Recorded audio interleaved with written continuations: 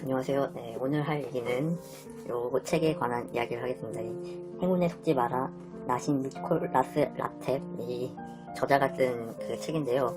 뭐 책 홍보를 하려는 건 아니고 제가 오늘 할 얘기는 그 주식이 공부할 겸 책 읽고 이렇게 리뷰하는 컨텐츠를 이제 진행해 보려고 해서 이렇게 준비를 해봤습니다. 그래서 이 행운에 속지 마라 이 책에서 하는 얘기는 간단하게 그냥 책 내용을 정리한 다음에 제 생각을 조금 보태서 이렇게 진행을 해볼게요.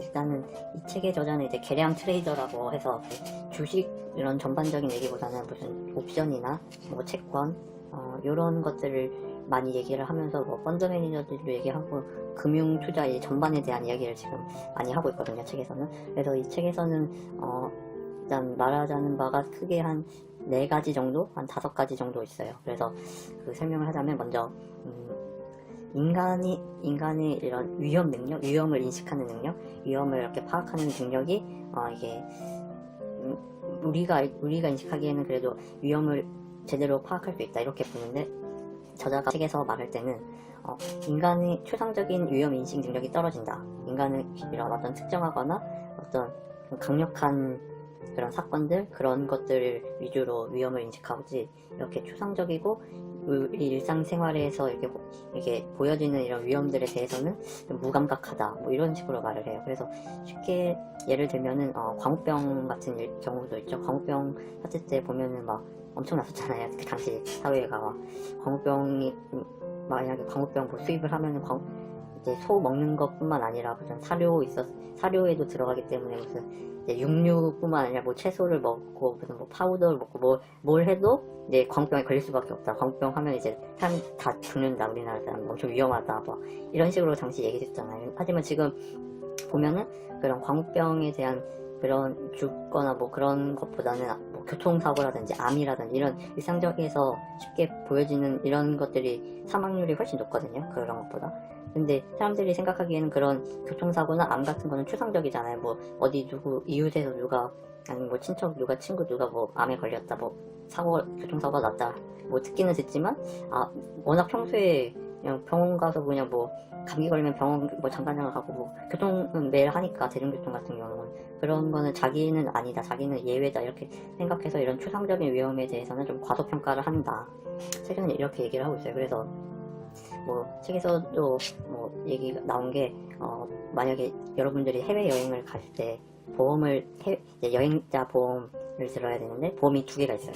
하나는 해외여행 시 사망하면 보험금이 지급되는 거고, 하나는 해외여행 시에 테러로 강도 살인 뭐 이런 걸로 죽었을 때 보험금을 지급하는 그런 보험이 있다 하면 여러분은 어떤 걸 선택하시겠습니까? 보통은 이제 첫 번째 말했던 그 해외여행 때 사망하면 받는 이 이런 여행자 보험을 보통 선택할 거라고 생각하잖아요. 하지만 이제 실제로 이런 연구나 뭐 조사를 해봤는데, 2번째 있었던 테러나 뭐 이런 걸로 죽을 때 보험금을 지급할 그런 보험에 사람들이 많이 가입했다는 거예요. 그 이유가, 첫 번째는 나는 죽을 일이 없을 것 같은데, 보통 이렇게 추상적으로 죽음에 대해서 생각을 하니까 죽음에 대한 그런 위험을 사람들이 인식을 못하는데, 2번째 경우에 이제 테러? 강도살인? 맞아, 있을 수도 있어. 해외 나가면은 충분히 있을 수도 있지. 이렇게 인식하면 이제 위험이 이제 이제 과소평가가 아니라 반대로 이제 과대평가가 되면서, 맞아, 위험할 수도 있겠다. 이 보험이 더 나한테 맞을 수 있겠다. 이렇게 착오를 일으킨다는 거죠.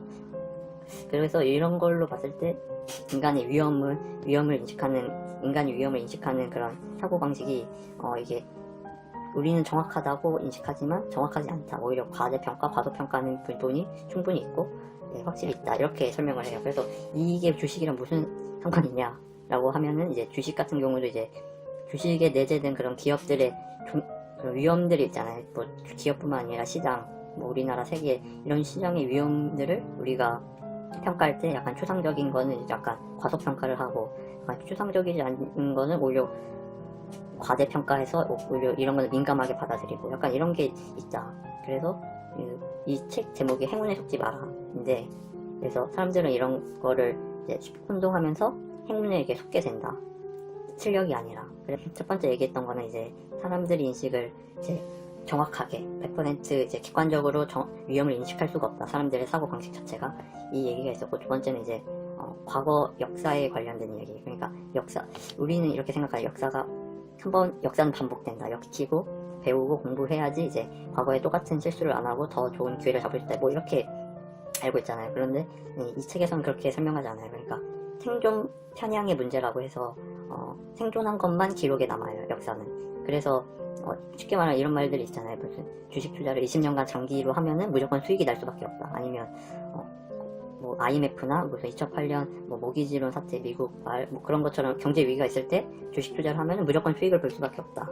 뭐 이렇게들 얘기를 하세요. 근데 잘 생각해보면 이 코스닥, 코스피에서 우리가 볼 수 있는 그런 기업들은 전부 다 상장 폐지가 안 된 기업들이거든요. 그러니까 상장 폐지가 된 기업들은 이제 다 기록에서 사라지고 이제 찾아볼 수가 없고 하니까 그런 기업들이나 기록은 다 제외한 채로 이제 20년간의 장기 투자를 했다면 어땠을까? 이 과거의 그래프나 뭐 추이를 보고 아니면 경제 위기 때 뭐 쭉 꼬그라졌다가 이제 상장 폐지에서 아예 없어진 기업도 있는데 이제 우리가 보는 건 꼬그라졌다가 이제 올라가는 이제 기업들만 보고 있잖아요.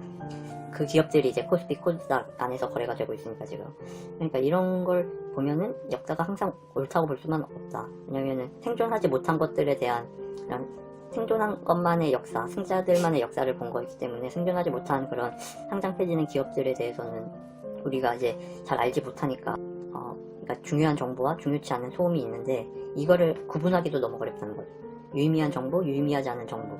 이거는 보통 저 같은 일반 사람이나 보통 투자자가 들었을 때는 내가 산 주식이 이제 오른다. 그러면은 이제 이거는 유의미한 정보다. 내가 투자를 아주 잘했다. 이 정보가 유의미하기 때문에 앞으로 더 좋게 될 거다. 내가 산 종목. 뭐 이렇게 생각하지만 내가 산 종목이 반대로 떨어진다. 떨어지면 이 정보는 소음이다. 일시적인 거고 이 가치나 미래의 방향이랑 아무 상관없고 일시적인 그냥 소음이다. 중요치 않다. 이렇게 생각을 하거든요, 사람들은. 뭐 저만 그렇게 생각할 수도 있는데 그래서 이렇게 역사에 대해서 유의미한 정보, 유의미하지 않는 소음 이거를 구분하는 것도 너무 어렵다.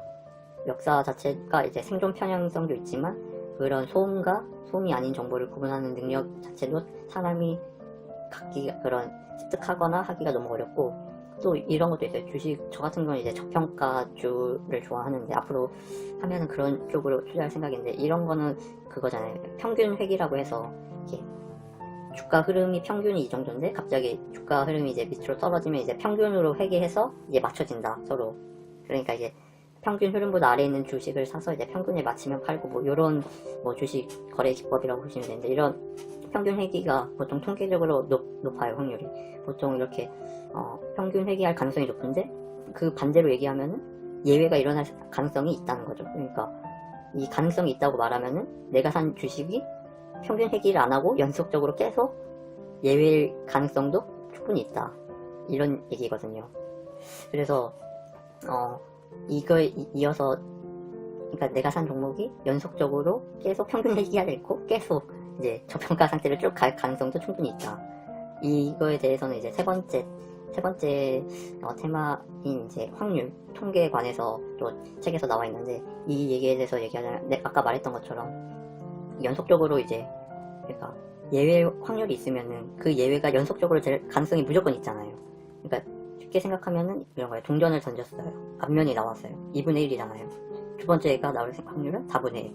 이렇게 계속 가다 보면 열 번째는 이제 1024분의 1인데 이 확률이 낮다면 엄청 낮은 거고 뭐 가능하다면 가능한 거예요. 왜냐면 1000번 정도 하면은 이제 한 번 나온다는 거니까. 근데 사람들이 생각하기에는 10번 던져서 앞면이 똑같이 나온다? 이건 불가능하지 않나 거의? 약간 이렇게 판단하는 거죠. 그래서 이 동전을 20번 던질 확률을 계산을 해봤는데 이게 148,576의 6분의 1 이 확률이거든요. 그러면 이게 100만 분의 1 정도 된다는 건데 이거는 거의 사람들이 생각하기엔 20번 던져서 전부 다 똑같은 앞면이 나올 가능성은 무조건 낮다. 거의 불가능하다 이렇게 생각하는데 이거는 이제 로또보다 낮은 확률이거든요. 그러니까 로또를 맞추려면 이 앞면을 20번 던져서 될 확률이 한 8번 정도 나와야지 이제 로또를 받는 건데 로또가 한 800분의 1 확률이 800만 분의 1 확률이니까 이렇게 생각하면 이제 확률로 이렇게 본다면 그러니까 내가 그 사람 중에 한 명을 우리나라 사람을 지금 전부 다 동전을 던졌어요. 지금 그러면은 우리나라 사람 5천만 명이면 무조건 여기서 5천만 명이면 이제 100만 분의 1이니까 50명은 무조건 성공할 수밖에 없는 거예요. 지금 전부 다 우리가 동전 던지기를 했는데 50명은 무조건 20번에 성공할 수밖에 없다. 확률적으로. 확률이 있으니까. 이게 확률의 뭐랄까 약점이랄까 이런 문제? 확률의 그런 예상치 못한 그런 점이라고 볼 수 있는데, 그래서 이런 것도 있어요. 그 생일의 역설이라고 해서 보통 저희가 생일의 역설이라고 해서 보통 초등학교, 중학교, 고등학교 때 보면 한 반에 25명, 30명이잖아요. 그러면 보통 생일이 겹친 사람이 꼭 있어요. 한 2명이 꼭 있어요. 그 이유가 우리가 생각했을 때는 이 생일이 겹칠 확률이 한 365명 정도 있어야지 겹치지 않나? 보통 한 170명, 한 150명은 있어야지 생일이 겹치지 않나? 날짜가 360일이니까 보통 그렇지 않나라고 생각을 하실 텐데, 이걸 확률로 계산을 해보면 이제 23명이 있는 반에서는 이제 같은 생일이 겹칠 확률이 이제 51%, 30명이 있는 반의 클래스에서는 이제 70% 확률로 겹친다는 거예요. 이게 통계의 무서운 점이에요. 그러니까 우리가 생각하는 통계랑 실질적인 통계의 그 가능성이랑은 이제 완전히 다르다. 그래서 뭐 책에서는 이런 예도 나와요. 무슨 성수를 무슨 우리나라로 치면 약수터에 가서 이 물을 마셨는데 암이 나왔다. 이게 말도 안 되는 얘기라고 했는데 이게 실제로 벌어져요. 그리고 이게 벌어지는 게 맞는 거예요. 왜냐하면 인간은 자연 치료될 확률이 있거든요. 무조건 있거든요. 그러니까 무슨 바이러스 걸리면 이제 인구의 한 1%는 산다, 무슨 그런 면역력이 있으니까, 이런 것처럼 자연 치료될 확률이 무조건 있어요, 인간은. 그러니까 무슨 구술 해가지고 무당한테 구슬 받아서 치료를 했다, 무조건 가능한 일이죠. 무슨 암에 걸려서 수술을 해야 되는데 무슨 침을 맞아서 한약을 먹어서 홍삼을 먹어서 낫다. 그러니까 가능성은 낮지만 자연 치료될 그 확률이 있으니까 나을 수밖에 없어요. 누구는 한 100명, 한 1000명, 한 10,000명이 만약에 그렇게 치료를 했다? 그러면 나을 수밖에 없어요. 한두 명, 10명, 이렇게. 그 자연 치료될 확률만큼 무조건 나을 수밖에 없다. 그래서 성수를 먹거나 무슨 단전호, 명상을 통해서, 아니면 하나님이나 부처님, 기도나 무슨 신앙적인 걸 통해서 자연 치료된 그런 사람들의 이야기가 있잖아요. 그건 있을 수밖에 없는 거예요.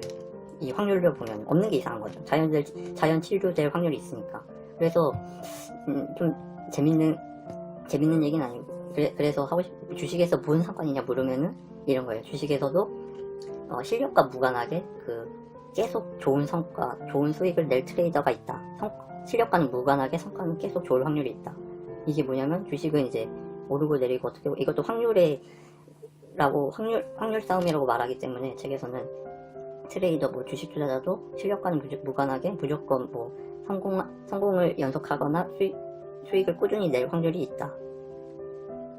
그러니까 이 말은 뭐냐면, 여러분이나 제가 계속 수익을 내요. 그러면 보통 나는 실력이 엄청 뛰어나구나, 나는 이게 천직이구나, 이게 맞구나, 전업 투자 해야겠구나, 이렇게 생각하잖아요, 보통. 근데 그게 아니라 그게 순전히 운일 확률이 있다는 거죠.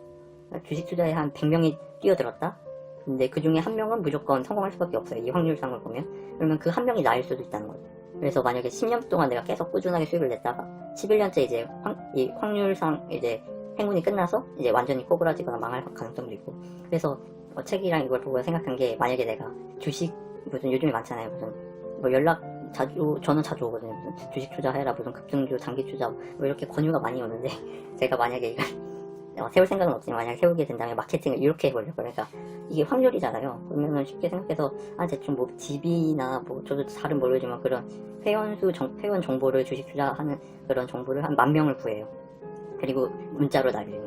저희가 무료 대상자로 당첨되었으니까 2주 동안, 그러니까 10일, 거래 10일 동안 이제 저희가 무료로 종목을 추천해드리겠습니다. 그래서 종목을 하나 골라요. 그래서 그 종목, A 기업의 그 종목을 이제 분석을 해준다고 해서 이제 시작을 합니다. 마케팅을. 그래서 1만 명이라고 했잖아요. 맨 처음에 1만 명을 구해서 이제 어떻게 하냐. 그럼 반은 오른다. A 기업이 내일 오르니까 사라. 그리고 반은 A 기업이 내일 떨어지니까 관망해라. 이렇게 보내요. 그러면은 이제 이틀째는 5,000명 남았잖아요. 이 틀린 데는 이제 빼고 5,000명 남았으면 이 5,000명 중에서 A 기업은 이제 내일 오른다. 또 반은 그렇게 보내고 반은 떨어진다. 이렇게 보내요. 그러면 3일째 되면은 이제 2,500명. 이걸 계속 반복하는 거예요. 10일 동안. 그래서 2,500명, 1,250명, 625명 쭉 가면 이제 9일째 39명, 이제 마지막 날에 19명 이렇게 남거든요. 그러면은 19명이 2주 동안 19명의 회원을 구하는 거예요. 이거는 당연히 저 혼자 하겠죠. 혼자 해서 혼자 2주 동안 19명? 한 달이면 대충 한 40명이잖아요, 회원이. 이게 얼마 받는지는 잘 모르겠지만 가입비 해서 이 사람들이 저를 볼 때 이제 이 사람은 주식의 신이다. 2주 동안 어떻게 주가 흐름을 이렇게 정확하게 예측한 거지? 이거는 거의 주식에 대해서 이 사람만 믿고 가면은 나 떼돈 벌 수 있겠다. 이렇게 생각해서 이제 가입비 한 100만원, 50만원 이렇게 불러도 이 19명, 40명, 한 달에 40명 정도는 무조건 가입한다는 거예요. 그러니까 이렇게만 해도 저는 이제 이 19명, 40명한테는 이제 투자의 신, 무슨 한국의 워렌 버핏 이렇게 돼가지고 이 사람들은 막 저한테 엄청난 찬사를 보내고 막 저한테 가입하고 싶어서 가입시켜달라 막 이렇게 할 가능성이 높다는 거죠. 10번을 맞추기가 거의 불가능하잖아요. 하지만 이제 확률적으로는 있을 수밖에 없다. 이렇게 제가 한 것처럼 확률적으로 하면은 이렇게 말도 안 되는 일이 발생하는 거니까 저는 실력이랑 전혀 무관하게 그냥 반은 오른다, 반은 떨어진다 이것만 했을 뿐인데 이게 19명은 이제 2주 동안 무조건 수익을 보게 되는 그런 상황이 나오는 거죠. 그러니까 이게 확률이 있다, 확률이 존재하는 것만으로도 이게 주식 투자는 확률이 존재한다 이 말로만, 이 자체로만 해도 이제 주식 투자나 금융 투자에는 운적인 요소가 이제 결합되어 있다, 운적인 요소를 절대 무시할 수 없다 이 얘기를 책에서 계속 강조하고 있어요. 그래서 책에서는 또 아까 첫 번째에서 말했던 그런 인간이 위험을 좀 추상적인 위험을 잘 인식하지 못한다 이런 것처럼 확률에 대해서도 이제 제대로 인식을 못하고 있어요. 못한다고 설명을 하거든요. 그러면서 하는 얘기가 우리가 어렸을 때 그 모래쌓기 게임 같은 거 아시나요? 그 나뭇가지 이렇게 세워놓고 이제 여기에서 돌아가면서 서로 이렇게 해서 누가 무너뜨려지는지 하는 그런 게임인데 아마 놀이터에서 한 번쯤 해보시고 저도 어렸을 때 몇 번 해봤는데 이게 문제가 뭐냐면 이거는 너무 명확하잖아요. 이 가지를 무너뜨리지 않는 게임이니까 조금씩 이제 나눠서 이게 하면은 가지는 이제 마지막에 이제 균형이 흔들리면 이제 무너지는 건데 주식 투자는 이게 명확하게 보이지 않으니까 이 가지가, 그러니까 나는 주식 투자했을 때 이제 한 줌 이렇게 했어요. 근데 성공했어. 다음에도 또 한 줌 했어. 또 성공했어. 이게 계속 한 줌씩 했는데 어느 순간에 이 나뭇가지가 꺾이고 떨어지게 되거든요. 그러면 인간이 생각할 때 뭐지? 이건 내 운이 안 좋아서 그런가? 나는 이제 한 줌씩만 하면은 무조건 되는데 그때는 그냥 운이 안 좋았다. 약간 이렇게 생각하거든요.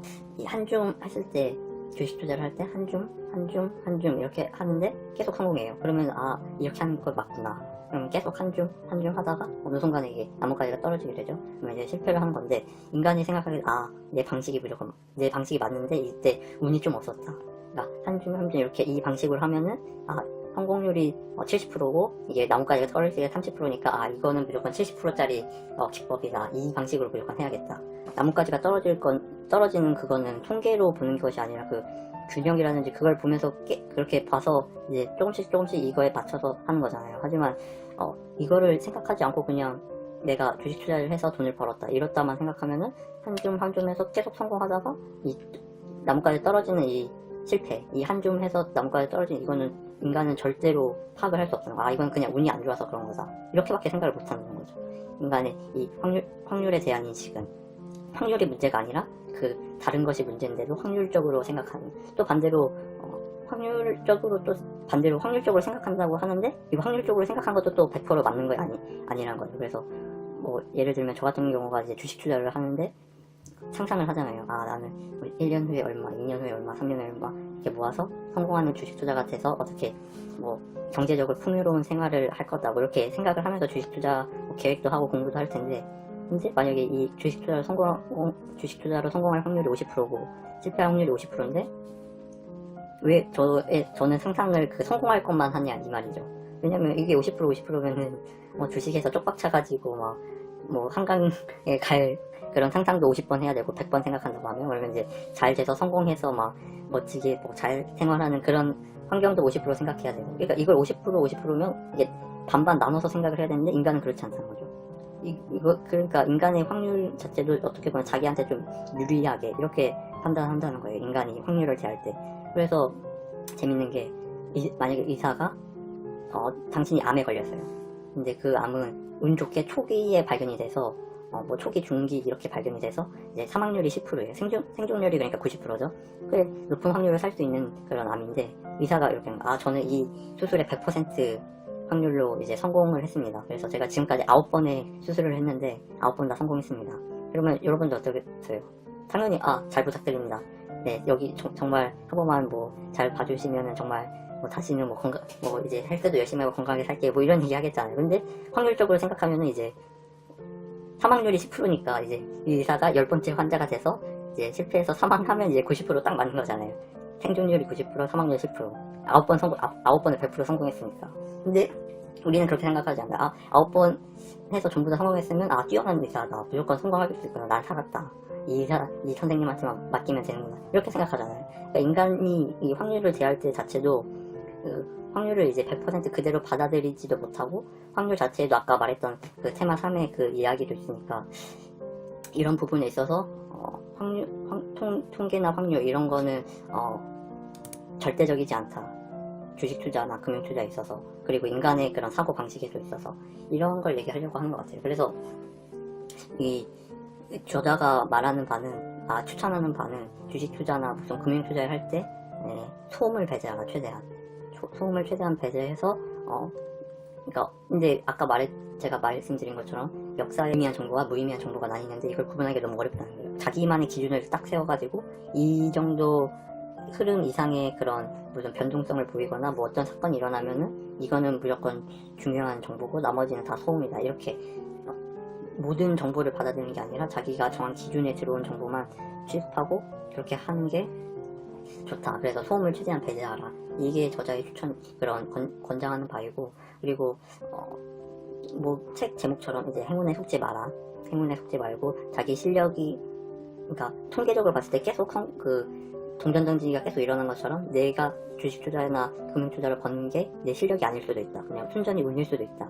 이거를 무조건 충분히 염두에 둔 상태에서 투자를 해야 된다. 이 얘기를 하고 있어요. 그래가지고 예언이나 예측 이런 거는 약간 인간의 영역이 아니라 이제 다른 인간이 할 수 없는 영역이다. 이거를 충분히 인지를 해야 된다. 뭐 운칠기삼 이런 말이 있듯이 운이 중요하다, 엄청나게. 특히 이런 금융 투자나 투자 부분에 있어서 얘기를 계속 책에서 하고 있고, 또 재밌는 예 같은 거는 이제 오디세우스가 있는데, 아시죠? 오디세우스라고 이제 신화에 나오는 영웅인데, 이게 세이린이라고 이제 노래를 불러서 이제 사람을 홀리게 하는 그런 무슨 요정이라고 해야 되나? 그게 있는데, 이게 세이렌이 이제 서식하는 그런 해로를 지나가야 되는데, 오디세우스가 이제 부하들은 다 이제 귀마개를 하고 자기는 이제 부하들한테 시켜서 이제 자기 몸을 이제 묶어라, 못 움직이게. 세이렌이 노래 부르는 거를 들으면 이제 유혹이 돼서 세이렌의 이 노예가 되는데, 이거를 방지하기 위해서 자기를 묶어라, 부하들한테 시켜가지고 이제 지나가서, 오디세우스는 이제 묶여 있으니까 이제 밧줄로 다 이제 그 위험을 잘 풀어간 거죠. 되게 자기의 의지가 아닌 무슨 타인의 의지라고 해야 되나, 그런 장치를 통해서, 강제적인 장치를 통해서 자기를 이렇게 밧줄로 묶어서 한 것처럼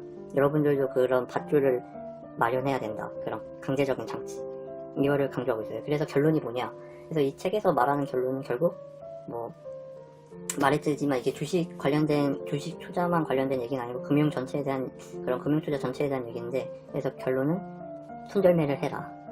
손절매를 무조건 해라. 자기의 포지션이나 그런 거에 확신을 갖지 말고, 무슨 투자 아이디어에 100% 확신을 하지 말고 무조건 손절매 라인을 잡아두고 오면 무조건 손절매를 해야 된다. 손절매뿐만 아니라 그런 투자에 대한 사고방식을 좀 유연하게 할 생각이 있다. 그래서 뭐 어제까지는 이 투자 사고방식이 맞았지만 무슨 어떤 사건 사고 뭐 그런 걸로 인해서 내일이면 이 투자 아이디어나 이 투자 이런 방식이 완전 잘못된 그런 게 될 수도 있으니까 이렇게 유연하게 해야 된다. 운의 작용이 크니까 이 금융투자라는 게 약간 그런 식으로 얘기를 하더라고요. 그래서 금융투자에서 운은 이제 빼놓을 수 없는 존재니까 그걸 충분히 생각해서 손절매를 하고 투자 무슨 아이디어나 그런 게 너무 매몰되지 않고 유연하게 진행을 해야 된다. 그래서 근데 또 이렇게 생각하면은 조금 저는 다른 이제 생각을 갖고 있는 게, 기관 투자자나 보통 기관 투자자나 일반 투자자들이 이렇게 나눠져 있는데, 일반 투자자가 그러니까 개인들이 갖고 있는 그런 장점, 개인들이 갖고 있는 이점이 뭐냐고 했을 때 손절매 라인이 없다, 이거였거든요. 제가 알기로는. 기관 투자자들은 이제 어느 시점 밑으로 뭐 마이너스 20%, 30% 되면 무조건 이제 로스컷 나면서 무조건 손절매를 해야 돼요. 그 펀드 매니저나 뭐 그런 사람들은 무조건 손절매를 하게끔 이렇게 매뉴얼이 있어서 거기에 맞춰서 해야 되는데, 이제 개인들은 이제 거기에 자유롭게 할 수 있으니까 그게 강점이다. 그래서 장기 투자를 할 때는 이제 개인들이 엄청난 강점을 있으니까 개인들은 이제 장기 투자에 최적화되어 있다. 위험해도 무슨 물타기를 계속 할 수 있고 뭐 이 얘기를 들었었거든요, 저는. 근데 당시도 그렇고 지금도 어느 정도 공감하는 바여서 이 손절매를 굳이 잡을 필요가 없겠구나라고 최근에 생각했는데, 이 책을 보면서 역시 그래도 손절매 라인은 좀 염두는 하긴 해야겠구나. 이게 주식이나 금융투자가 이제 운에 확실히 랜덤워크 이론이라고 해서 이제 주가는 이제 랜덤하게 움직인다. 무슨 차트에 따라 움직이는 것도 아니고 뭐 가치에 따라 움직이는 것도 아니고 이 랜덤으로 무조건 알 수 없이 이렇게 움직인다. 약간 이런 이론도 있고 하니까 확실히 꼭 저 같은 경우는 이제 저평가, 가치주 약간 이런 쪽, 장기투자 이런 쪽을 생각했었는데 아무리 저평가, 뭐 가치주, 장기투자라고 해도 손절매는 한번 생각해 볼만 하겠구나. 이 책을 통해서 그래도 그런 생각이 들긴 들었는데 반대로 손절매를 잡아버리면 이제 개인 투자자의 이점을 잃어버리니까 이런 부분에 있어서는 한번 생각을 다들 한 번씩 해보는 게 좋은 것 같아요. 그리고 또 이 책대로라고 하면은 이제 워렌 버핏 같은 경우는 이제 설명이 힘들거든요. 왜냐면 워렌 버핏을 제가 알기로는 이제 11살 때부터 이제 주식 투자를 해서 지금 거의 90살인데 그러면 이제 80년 동안 운이 좋은 거냐? 80년 동안 운이 좋을 수가 있냐, 사람이? 그것보다 차라리 실력이 있었다. 워렌 버핏은 실력이 있는 사람이었다는 게 오히려 확률이 높을 가능성이 높으니까. 그러니까 한마디로 워렌 버핏은 이제 행운이 아니라 실력으로 이제 80년 동안 이제 투자를 하고 좋은 성과를 얻은 거니까 꼭 행운이 주식 투자나 무슨 금융 투자의 모든 것은 아니다. 뭐 아까 말한 운칠기상 이런 것처럼 운도 무조건 이 책처럼 중요한 역할을 하고 중요한 건 맞지만 실력도 분명히 이렇게 워렌 버핏처럼 실력도 분명히 작용하는 그런 시장이고 게임이라고 생각하기 때문에 저도 그러니까 이제 주식 공부도 하고 뭐 주식 관련된 책도 보고 뭐 이렇게 뭐 요약 정리해서 내용도 올리고 공유하려고 하는 거니까 너무 이제 운에만 100% 운이다 이렇게만 생각하시지 말고 그래서 뭐 실력을 같이 키웠으면 좋겠어요. 저도 앞으로 키워갈 예정이고 그래서 오늘 이렇게 해서 책 그 행운에 속지 마라 이 책에 대해서 이제 간단하게 리뷰, 뭐 내용 정리를 해봤고요. 앞으로도 꾸준히 주식 공부 겸 리뷰 겸 이렇게 해서 올리도록 하겠습니다. 네, 지금까지 시청해주셔서 감사합니다.